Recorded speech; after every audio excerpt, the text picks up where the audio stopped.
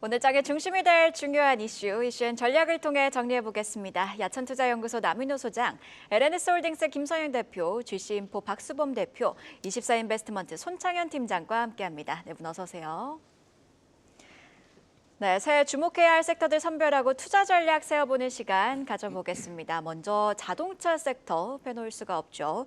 고환율 수혜주지만 트럼프 출범에 직접적인 영향을 받을 수 있어 관심이 커지고 있는 상황인데요. 어제 현대차그룹 전기차 5종이 미국에서 보조금을 받았다는 소식도 전해졌습니다. 현 시점 자동차주 비중은 어떻게 가져가야 될까요, 남민호 소장님? 네. 최근 들어서 자동차에 대한 관심이 점차 커지고 있습니다. 반도체가 출렁인 반면에 자동차는 그래도 이제 바닥을 확인한 것 아니냐는 얘기가 나오고 있습니다. 또 한 가지 기쁜 소식이 전해졌습니다. 미국에서 현대 기아차 그룹에 대한 5개 차종에 대해서 드디어 IRA 지급을 하겠다. 7,500달러니까요. 우리 돈으로 보면 1,000만 원을 약간 넘는 수준입니다. 이게 왜 중요하냐? 그만큼 1,000만 원의 자동차 가격 인하 효과를 볼 수 있다는 얘기입니다. 또 판매 영업 사원들에게 그만큼 인센티브를 많이 줄 수도 있고요. 이런 부분은 현대 기아차가 지금 세계에서 넘버 3 자동차 회사 아니겠습니까? 그걸 좀 더 힘을 실어주는 좋은 결과를 낼 걸 기대합니다. 차종은 현대 아이오닉 5하고 9이고요. 기아는 EV6하고 9이고 제네시스의 GV70T가 거기에 해당되겠습니다. 자, 그러면 이제 모든 게 해결됐을까요? 그렇지는 않습니다. 바로 이제 곧 며칠 안 남았죠. 1월 20일 날에 대통령이 취임하는 트럼프 당선인이 주장하는 게 뭡니까? 나는 IRA 법안, 그 법안을 축소하겠다. 그거 아닙니까? 뭐 일각에서는 폐지한다는 얘기인데 제가 볼 때 폐지는 쉽지가 않을 것 같고요. 축소할 수 있다. 다시 말해서 1,000만 원 주던 걸 좀 규모 줄일 수 있다. 이런 것에 대한 우려감은 우리가 떨쳐버릴 수가 없습니다. 자, 이제 현대차에 대한 투자 전략을 말씀드리겠습니다. 여러분, 여러 가지 악재에도 불구하고 최근 우리나라에 대한 세계 시선이 그렇게 곱지 않지 않습니까? 그럼에도 불구하고 저는 한국 자동차에 대한 그 품질에 대한 성능에 대한 가성비에 대한 그 인정은 계속 유지가 될 걸로 봅니다. 그래서 여러분께 늘 말씀드렸던 대로 현대차는 여러분 계좌에 10%는 계속 보유하시는 게 좋겠다고 말씀드리겠고요. 문제는 현대차가 많이 올라가서 27만 원, 28만 원, 29만 원 이럴 때 사시지 말고 지금처럼 20만 원대 초반, 예컨대 21만 5천 원, 26만, 22만 원 이럴 때는 저는 충분히 매입하셔도 된다고 봅니다.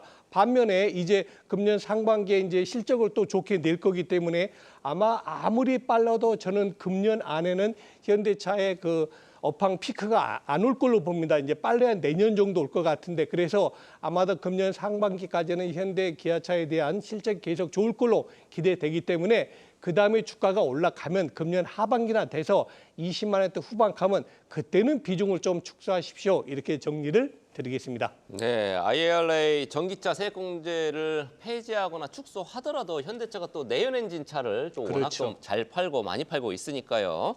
특히 요즘에 환율, 고환율 수혜주로도 꼽힙니다. 현재 21만 원대인 현대차 주가 우리 나수장 전략상으로 비중 확대 구간으로 지금 보여진다. 그 말씀까지 들어봤습니다. 이어서 이번에는 금융주 얘기 들어보도록 하겠습니다. 올해도 주주 환원에 대한 관심이 계속될 것으로 보이죠. 금융업종에 대한 투심 긍정적으로 보이는지 어떤 포인트에 주목을 해봐야 될지 이번에는 김선영 대표한테 들어보도록 하겠습니다. 네, 금융주 투자는 언제나처럼 좀 디테일하게 할 필요가 있습니다. 뭐 수혜주와 이제 수혜받지 못하는 업종들 종목들이 좀 많이 갈릴 것 같다고 좀 보고 있고요. 뭐 이런 상황에서 사실 호재밖에 없는 미국의 금융주들이 좀 부럽긴 합니다. 뭐 잘 아시는 대로 뭐 미국 헤지펀드들이 최근에 이제 금융주 비중을 늘리고 있고 트럼프 규제 완화 그리고 이제 호실적이나 ETF 자금 유입 같은 게 미국에 있기 때문에 미국 주식 투자하고 계신 분들은 금융주, 은행주들 특히 관심을 좀 가져보시면 좋을 것 같고요. 우리나라로 돌아오게 되면 크게 포인트는 두 가지입니다. 첫 번째 그 금리 동향 그리고 두 번째 환율 변동성인데 금리를 봤을 때 어쨌든지 간에 지금 이제 연준이 최근에 금리 인하 속도를 좀 조절한다는 얘기가 나오면서 사실 시장의 예상치에 맞춰가지는 못했지만 여전히 금리 인하기이기 때문에 대출에 대한 부담이 조금이라도 감소할 것으로 판단됩니다. 그래서 이제 금리 관련은 그렇게 보시면 될 것 같고요.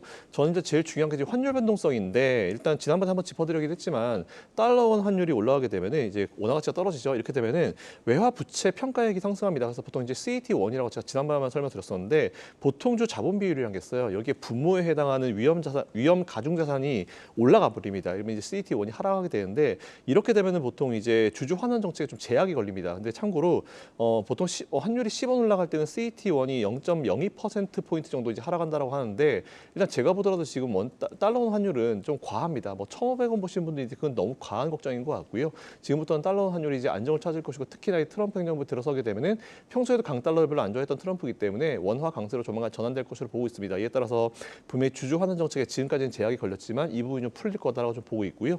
결론적으로 이제 증권주, 은행주, 보험주 가격 전략을 좀 말씀드리겠습니다.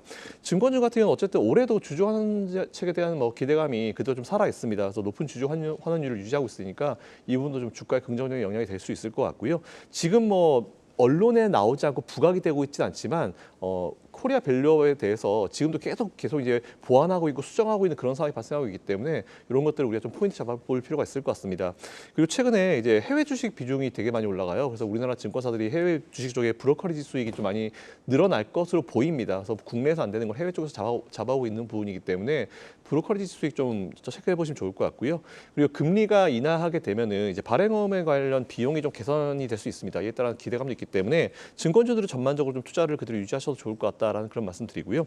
은행주 같은 경우는 어쨌든 올해도 좀 안정적인 실적이 만들어질 거다라고 보고 있습니다. 그리고 총 주주 환원율이 상승해 이에 따라 가지고 주가 회복 가능성도 충분하니까 이 부분 좀 보시면 좋을 것 같고요. 그리고 최근에 스트레스 완충 자본 도입 이게 좀 나왔습니다. 이에 따라 가지고 조금 영향이 좀 있지 않을까라고 보고 있는데 이미 어느 정도 맞춰놨기 때문에 영향은 그렇게 크지 않을 것으로 판단되기 때문에 은행주도 그대로 투자를 좀 이어가시면 좋을 것 같다는 말씀드리고요. 마지막으로 보험주인데 보험주도 조금 갈릴 수 있습니다. 왜냐하면은 일단 경기 회복에 따른 긍정적인 영향이 기대는 됩니다. 전반적으로 하지만 최근에 이제 IFRS 17이라는 게 도입이 됐어요. 이게 도입이 되면서 이제 금융당국의 규제가 좀 강화가 됐습니다. 이에 따라서 중소형 보험사들이 배당 매력이 좀 감소했습니다. 이게 좀 디테일하게 설명을 드리면 보험사 부채를 이제 지금까지 원가로 평가했는데 지금부터 이제 시가로 평가를 하는 걸로 바뀝니다. 이에 따라 가지고 더 보수적으로 해약 환급금을 준비해야 되는 그런 부담감이 중소형 보험사들에게 발생을 했고요. 그리고 보통 지금까지 해약 환급금 준비금을 이걸 갖다 보통 배당 재원으로 썼는데 이제부터 그거 안 됩니다. 그렇기 때문에 오히려 보험사들을 투자하실 때는 대형 보험사들은 괜찮지만 중소형 보험사들은 조금 요거에 대해서 제한이 걸리기 때문에 그거 잘 체크하셔가지고 투자를 해보시면 좋을 것 같습니다. 네, 이렇게 증권주, 은행주 그리고 보험주 투자 포인트 각각 잡아봤는데요. 정부도 그렇고 또 한국거래소도 그렇고 지속해서 밸류업 정책을 추진하겠다고 밝힌 만큼 밸류업 차원에서도 계속 어떤 소식들이 나오는지 지켜봐야겠습니다. 자, 이번에는 새해 첫 거래일이었던 어제 일제히 강세를 보였던 방산주 진단해 보도록 하겠습니다. 정부가 방산업을 신수출 사업으로 육성하겠다고 밝히면서 투심이 몰렸는데요. 자, 15%나 넘게 오른 LIG 넥스원을 필두로 줄줄이 불기둥을 켜냈습니다. 전고점 돌파도 좀 기대해 볼 수 있을까요? 박수훈 대표님. 네, 뭐 결론부터 말씀드리면 전고점 돌파 충분히 가능하다고 좀 보고 있고요. 12월 달 같은 경우에도 제가 이 시간대에 이제 2번이나 좀 언급해 드릴 정도로 방산이라는 섹터가 상당히 좀 중요한 우리 개인 투자자분들을 비롯해서 뭐 기관도 마찬가지고 상당히 중요한 업종이 되어 가고 있는 분위기입니다. 아무튼 그런 부분들에 있어서 이제 정부에서 어제 얘기가 좀 나왔죠. 나왔던 부분들은 수출 지원하는 부분들에 있어서 작년 같은 경우에는 약 2조 1천억 원 정도 지원을 하는 부분이었는데 이번 올해 같은 경우에는 2조 9천억입니다. 엄청나게 좀 많이 좀 증가된 부분들이고 이런 부분들을 통해서 좀 더 탄력 있게 해외 쪽 수출 물량을 좀 늘려나가지 않을까라고 좀 판단하고 있고요. 물론 작년에 방위산업 자체가 약 200억 정도로 목표를 했었는데 실질적으로 95억밖에 수출을 하지 못했어요. 하지만 그래도 95억도 적은 수치는 아니다라고 좀 판단되고요.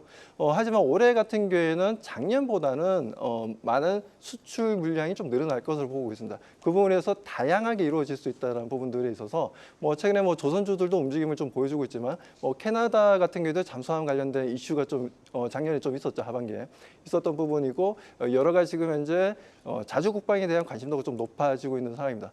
아무튼 이런 부분들을 통해서 계속해서 성장성을 보여주겠지만 12월 달에도 말씀드린 것처럼 LIG 넥스원은 저는 탑픽으로 좀 보고 있습니다. 탑픽으로 바라봤던 이유 중에 하나가 아무래도 우리가 우크라이나 러시아 전쟁을 얻을 수 있는 교훈은 드론도 상당히 좀 중요한 부분들이 있고 정밀 타격할 수 있는 미사일이 상당히 좀 중요하다라는 부분들이었습니다. 그런 부분에 있어서 우리나라 탑티어 기업이라면 이제 LIG 넥슨이라고 좀 바라봐야 되고요.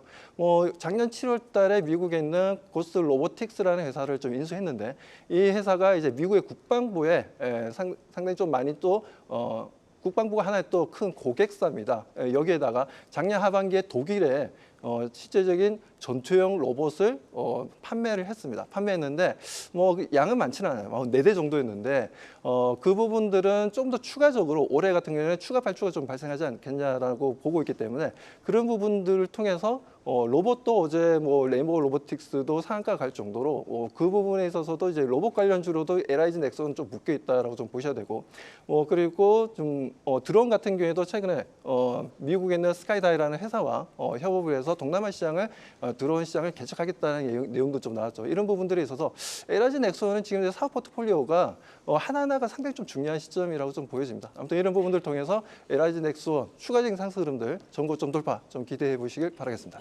네, 역시 우리 휴전 국가라서 방산주 꽤 많죠. 우리 박 대표 개인적으로 자기 자본으로 투자한다면 하나 꼽자면 방산주 어떤 거 들어가시겠어요? 조금 전에도 말씀드렸다시피 저는 LIG 넥슨. 계속해서 LIG 넥슨을 바라봐야 된다라고 보고 있고요. 물론 하나 에어로스페이스나 하나 시스템이나 다 좋다라고 보고 있지만 저는 그 세 종목이 상당히 좀 중요하고 주가 상승 탄력은 더 크다. 다만 그 외 종목들 같은 경우에는 좀 생각보다는 우리가 기대감보다는 상승 탄력이 좀 둔화될 수 있으니까 그 부분은 좀 참고하시기 바라겠습니다. 알겠습니다. 어쨌든 방산주 주가 전체적으로 좀 긍정적으로 전망을 하셨죠. 수출도 많이 이루어지고 있습니다. 계속해서 이번에는 여전히 불투명한 2차 전지 섹터 진단해 보겠습니다. 간밤에 테슬라 주가 뉴욕 증시에서 6% 넘게 급락을 냈습니다. 오늘 2차 전지 조금 걱정이 되긴 합니다만 장기적으로 어떻게 봐야 될지 손창현 팀장한테 들어보겠습니다.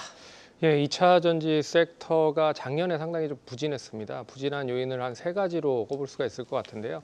첫 번째는 가장 중요한 거죠. 이제 글로벌 전기차 판매가 부진했다라는데 이 뜻을 확인해 볼 수 있을 것 같습니다. 그래서 작년 연초 대비 1,820만 대 정도 팔릴 수 있을 것이다 얘기가 나왔는데요. 제가 뚜껑을 열어보니까 한 1,500만 대 정도밖에 팔리지 않았다.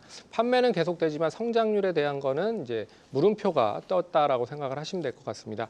두 번째는 이제 국내외 2차 전지 관련돼서 공급 과잉이 이제 형성이 되고 있다라고 보고 있습니다. 대규모 증설 투자가 어느 정도 진행이 됐으나 이거는 21년도에서 24년도까지 어느 정도 올라올 것이다. 전기차 판매가 확대될 것이다라는 부분을 먼저 선제적으로 보고 투자를 했었던 거죠. 그렇지만 전기차가 부진하면서 판매가 부진하면서 결국에 노스볼트 같은 이런 유럽 대형 배터리 업체가 파산을 하는 그런 결과를 기록을 하고 있고요.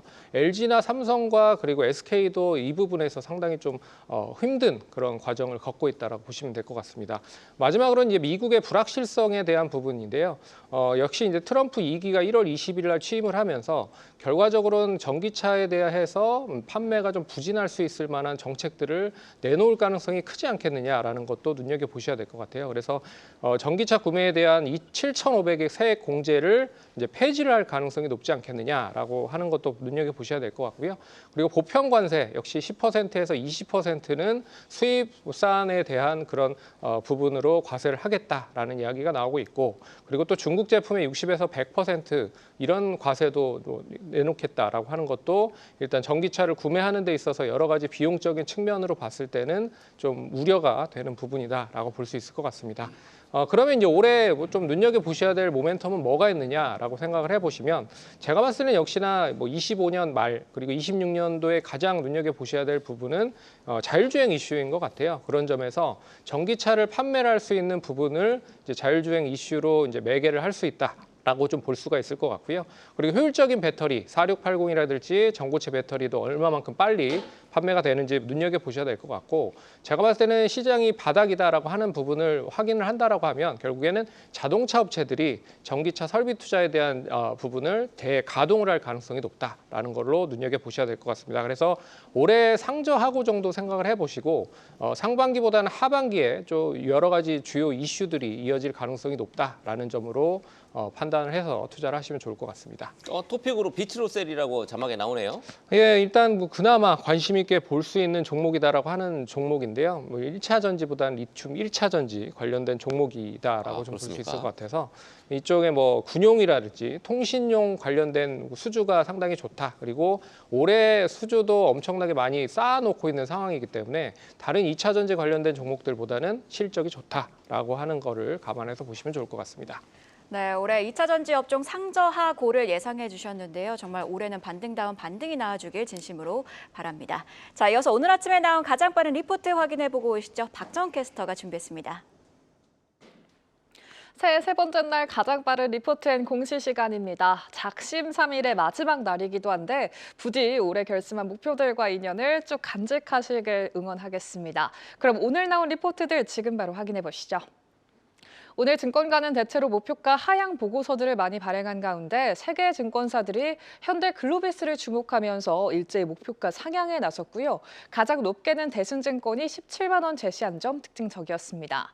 이 밖에 삼성 SDI와 포스코퓨처엠등 2차 전지주 목표가 하향됐고요. 증권가는 LG디스플레이와 SK이노베이션의 목표 주가도 소폭 내려잡았습니다. 한편 한겨울에도 배그의 인기는 쉴 새가 없다며 클래프튼 목표가 40만 원으로 유지했네요.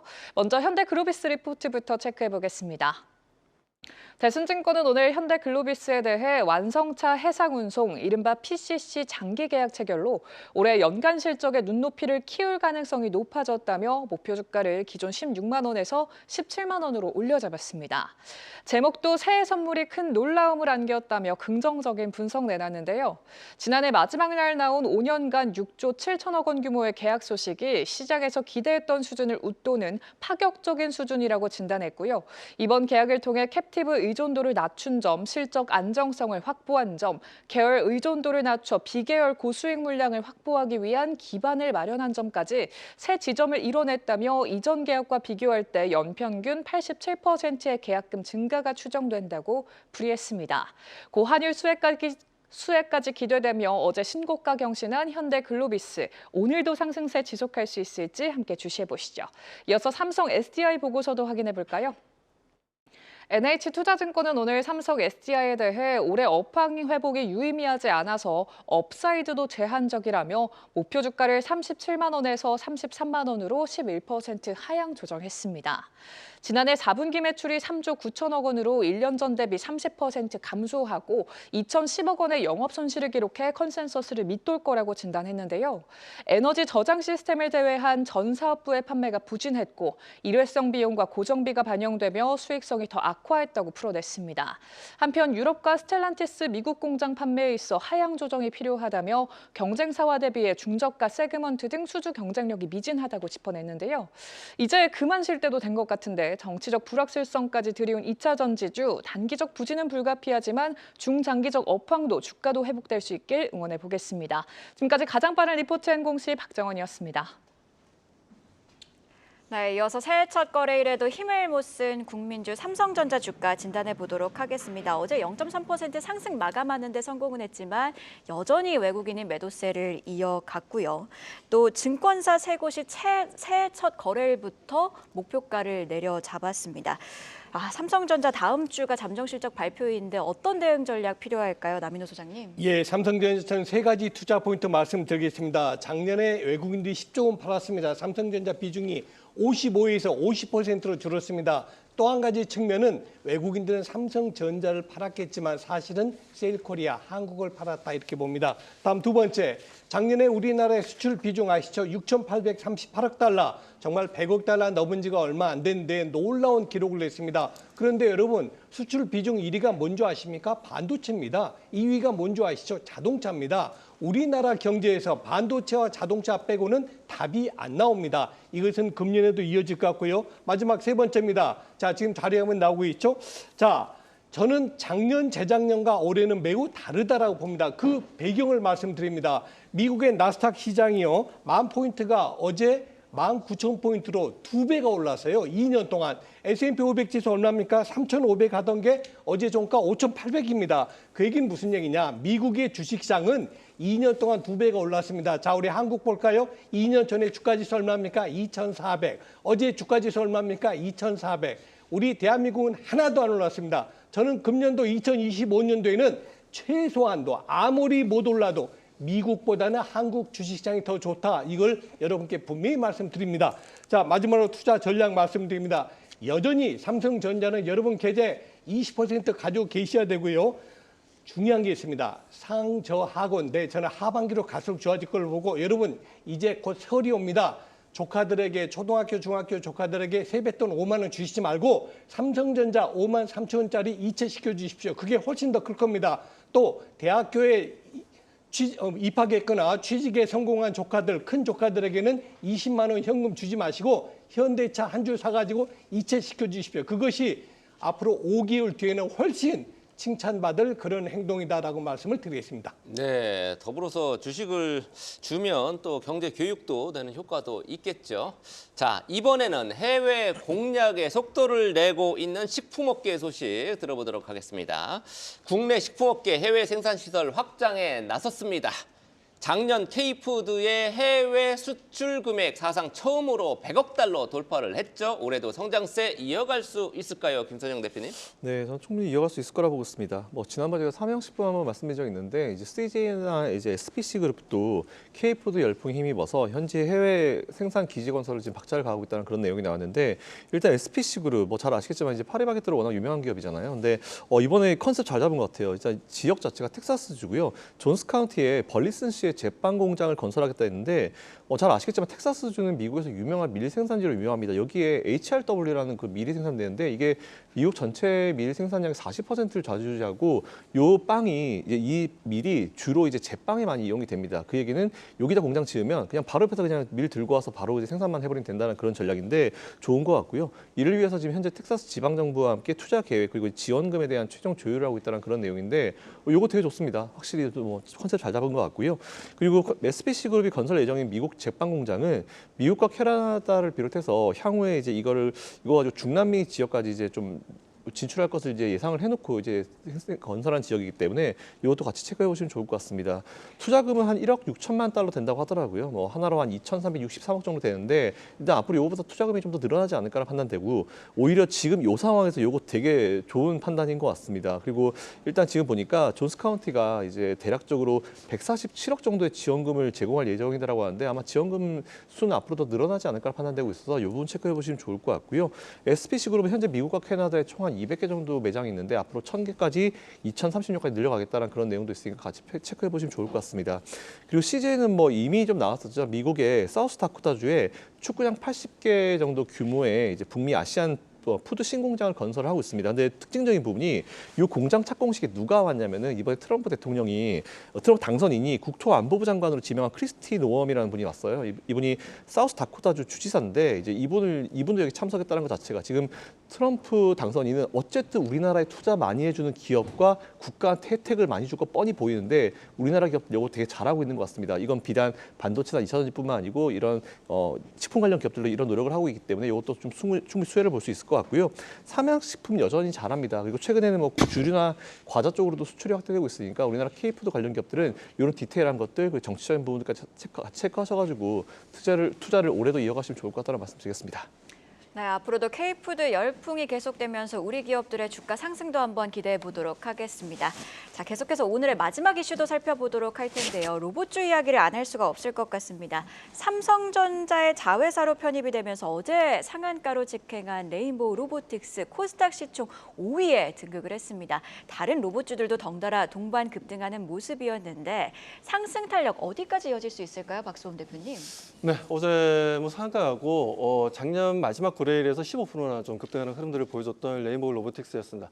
자, 이 부분들이 아무래도 삼성전자가 지분을 14.7% 가지고 있는데 콜옵션을 통해서 35%까지 좀 지분을 확대한 부분, 그 부분을 통해서 최대 주주가 되었다는 부분들이 있어서 삼성전자의 자회사로 이제 자연스럽게 편입되는 흐름들이었습니다.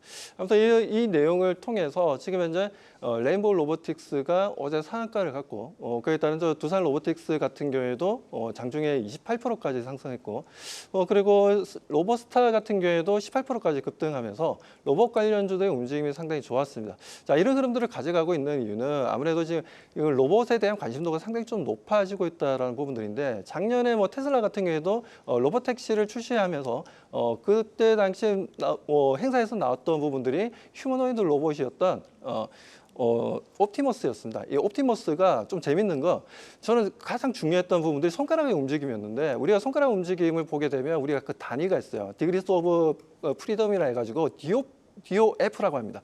DOF로 사람들의 이제 손가락의 움직임을 27로 측정을 하고 있는데, 무려 22 DOP로 측정했다는 부분들입니다. 이런 부분들이 이렇게 빠르게 지금 손가락의 움직임이 뭐 사람이 못지않게 자연스럽게 이루어진다면, 이 부분들은 분명 내후년까지도 보게 된다면 더 좋은 로봇에 대한 관심도 좀 높아질 것으로 보고 있어서, 뭐 그렇게 된다면 지금 이제 레인보우 로보틱스는 지금 시가총액 4조 원입니다. 4조 원이라면 저는 뭐 이렇게 얘기해서 그렇지만 미래 가치까지 우리가 생각해 본다면 대략적으로 한 10조 원 이상도 좀 봐도 좀 좋지 않나라고 좀 판단하고 있습니다. 네, 이제 개장까지 한 40분 정도 남지 않았습니다. 개장 전 체크포인트 손창현 팀장이 정리해 주시겠습니다. 예, 최근 시장 보시면 코스피보다 코스닥 시장이 더 강한 흐름입니다. 그래서 일단 외국인과 기관의 쌍끌이 매수가 12월 기준으로 봤을 때는 코스닥 기준으로 움직이고 있다라는 걸 관심 있게 보셔야 될 것 같고요. 그리고 어제 중국 질병통제당국에서 원인 불명 폐렴, 그 마이크로 플라즈마라고 하는 폐렴이 발생됐다고 합니다. 그런 점에서도 뭐 이 관련된 종목들 관심 있게 좀 보시면 좋을 것 같고요. 제가 봤을 때는 뭐 단기적으로 수익을 좀 챙기는 그런 전략으로 대응을 하셔도 좋을 것 같아요. 그리고 낙폭과대 반도체 소부장 관련된 종목들이 오늘 미국에서 엔비디아나 KLA 그리고 뭐 마이크론 테크놀로지 같은 반도체 기업들이 좋았기 때문에 국내 삼성전자나 SK 하이닉스가 좀 지지부진한 흐름을 보인다라고 해도 소부장 관련된 종목들은 관심 있게 보셔야 될 필요가 있지 않을까라고 보도록 하겠습니다. 네, 이슈앤 전략 네 분의 전문가와 함께 개장 전 꼭 확인해야 할 뉴스들 체크하고 전략까지 세워봤습니다. 고맙습니다. 계속해서 다양한 경제 이슈를 알고 싶다면 구독과 좋아요, 알림 설정 부탁드립니다. AI 캐스터 권미정이었습니다.